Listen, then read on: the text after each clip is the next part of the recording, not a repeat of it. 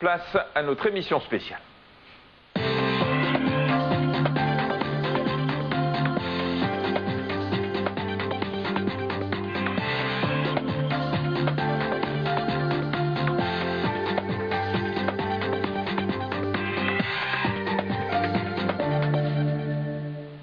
Alors on les appelle maladies rares parce qu'elles concernent moins d'une personne sur 2000 et orphelines parce que pour la plupart d'entre elles, il n'existe pas, vous l'avez entendu, de traitement.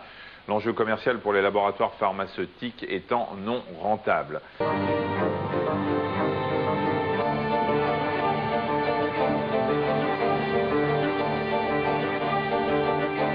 C'est à côté de Saint-Raphaël que nous faisons la connaissance de Violette et Ange. Ils sont les parents de 2 enfants atteints d'une maladie rare. Leur histoire commence il y a 14 ans à la naissance de leur premier fils. Le bébé est envoyé en réanimation, les médecins s'inquiètent. Mais personne ne sait mettre de nom sur cette maladie bizarre.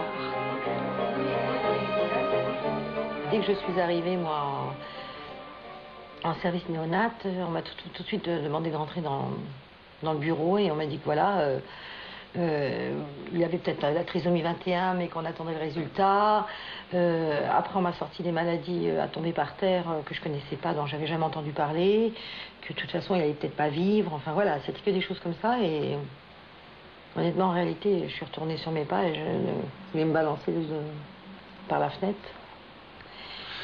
On est désespéré parce qu'on se dit bon, on n'a pas de recul.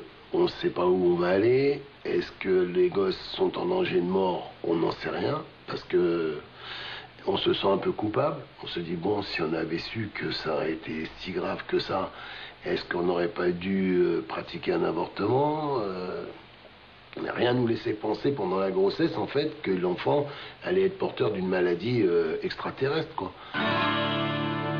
3 ans après la naissance de Rogers, Ange et Violette ont un second enfant, Ruben. Malheureusement, le bébé est lui aussi atteint par cette maladie extraterrestre.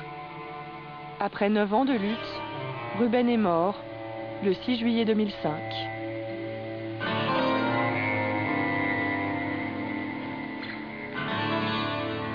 Lorsque la maladie a emporté le petit garçon, il était lourdement handicapé. Il était petit, il n'a rien vu, il n'a rien fait. Ça marche pas. Il n'a même pas eu la chance. Ou alors c'est de l'égoïsme. Parce que je dis, des fois je dis, voilà, il n'a même pas eu le temps de dire maman. Je n'avais pas laissé le temps de lui dire maman. J'ai pas eu le temps d'entendre le son de sa voix. Le son de son rire, oui, cristallin, il est dans mon oreille. Mais sa voix, non. Pas eu le temps de marcher, il n'a pas eu de vie d'enfant, jamais pu tenir un jouet dans ses mains. Des fois, je lui dis qu'il aurait dû m'emmener avec lui. Pas me laisser là.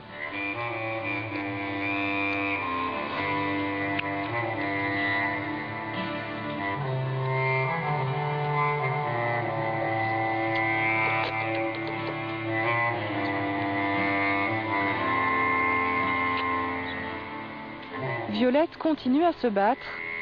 À la maison, il y a Rogers, le grand frère, malade lui aussi. Salut. Ça va mon petit loup? Rogers a 14 ans et il a la taille d'un enfant de 7 ans.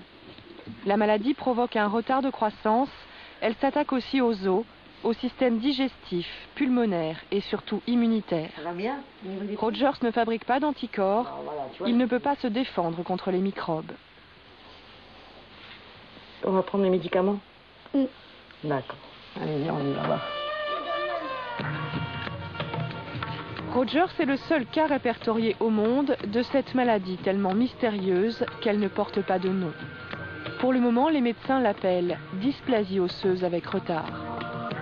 Tous les matins, Rogers prend de nombreux médicaments, des traitements indispensables pour améliorer sa qualité de vie. Est-ce que ça t'embête de prendre tous ces médicaments le matin? Je suis habituée maintenant. Et est-ce que tu sais pourquoi tu prends tous ces médicaments? Pour me guérir. Malheureusement, aucun de ces médicaments ne peut guérir le petit garçon Et à ce jour, aucune recherche n'est menée pour trouver un traitement à cette maladie trop rare, trop méconnue, trop atypique. Une situation insupportable pour Rogers. Il a des antidépresseurs parce que monsieur a des idées noires. La perte de son frère, enfin tous les traitements, tout ça, il en a marre de souffrir. Donc comme il en a marre de souffrir, il ne veut plus vivre, il veut aller se reposer à côté de son frère.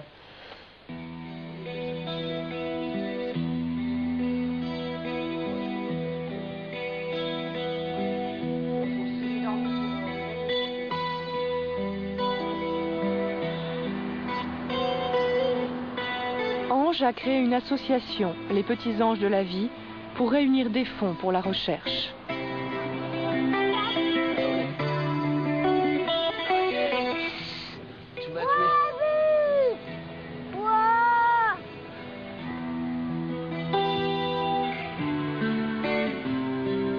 Ces moments de bonheur en famille sont fragiles. Chaque geste de Rogers lui rappelle son handicap. Bravo!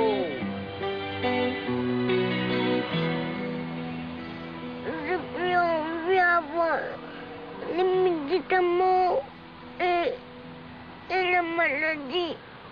Tu sais qu'on est là pour t'aider. Tu le sais. Que maman et moi, on te lâchera jamais. Moi, j'ai pas envie de baisser les bras comme si t'étais plus à manger, plus à rien faire, tout. Eh ben, tu vas pas baisser les bras, tu vas te battre et moi aussi, je vais t'aider. Maman aussi, on va t'aider. Tes sœurs aussi, elles vont t'aider. On est tous derrière toi. T'as pas à avoir peur. On te laissera pas. On te laissera pas. Je sais que c'est un long combat, mais on va gagner, tu sais. Depuis 14 ans, Ange et Violette mettent toute leur énergie dans ce combat, mais ils se battent seuls, sans espoir de traitement, sans soutien des équipes médicales, sans financement pour la prise en charge de la maladie.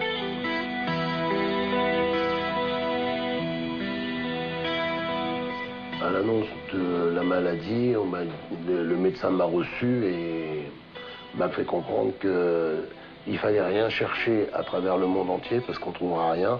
C'était vraiment, entre guillemets, une anomalie que personne ne connaîtrait, que personne ne pourrait nous aider en fait, et qu'il fallait lui donner beaucoup d'amour et ça s'arrêterait là.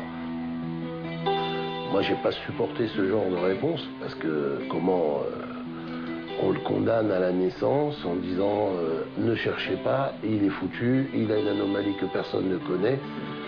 Moi, je refuse la fatalité, donc je crois que je vais parler au nom de tous les parents d'enfants malades. On a vraiment le sentiment, nous les parents, d'être complètement seuls. Complètement seuls. Pourquoi les parents sont-ils aussi peu soutenus? Quel peut être l'avenir de Rogers? Comment est-il possible qu'aucune recherche ne soit menée pour le guérir? Les maladies rares sont des maladies qui touchent moins de 1 personne sur 2000. Le cas de Rogers est unique au monde, mais de nombreux patients souffrent de différentes maladies rares plus ou moins invalidantes. Il y en aurait 7000, 3 millions de Français touchés, majoritairement des enfants.